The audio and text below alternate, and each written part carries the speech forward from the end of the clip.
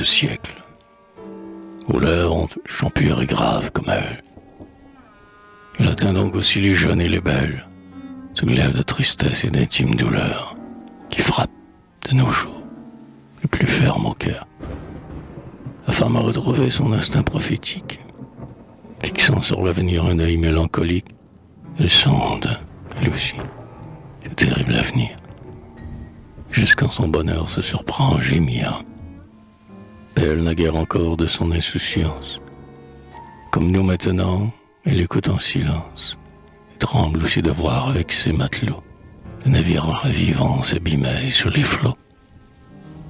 Quelque chose lui dit que cette vieille terre, impuissante et glacée, achève sa carrière, et que dans ces rumeurs qui de tous les chemins s'élèvent tristement sur les pas des humains, un monde qui se brise exhale son génie, et par toutes les voix chante son agonie. Les peuples savent bien qu'un monde va périr, et que leur tâche tous est de l'ensevelir. Mais leurs yeux sont fermés, et dans la nuit profonde, leur aveugle terreur mène ce deuil d'un monde.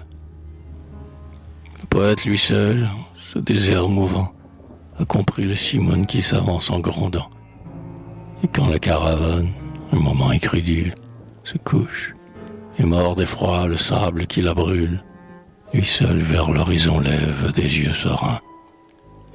Lui seul crie au fléau: je sais de qui tu viens. Ah, aie pitié de moi quand je viens me dire, quand de vaines langueurs laissant tomber la lyre, quand tout souffre et se meurt de ce doute profond qui creuse dans le siècle un abîme sans fond. J'ai prodigué parfois aux genoux d'une femme des chants qu'un monde entier réclamait de mon âme, et poussé sans remords un cri de cet amour que l'on dit éternel, éternité d'un jour. Trêve donc une fois ces molles souffrances, lorsque prête à franchir ces rivages immenses, la mer lance déjà, par-delà monts et bois, aux portes des cités sa menaçante voix. Lorsque, s'interrogeant dans leur funèbre attente, les générations se lèvent d'épouvante. Combien est-il qu'en tombant dans son obscur vallon, la fleur de l'amandier maudit l'aquilon?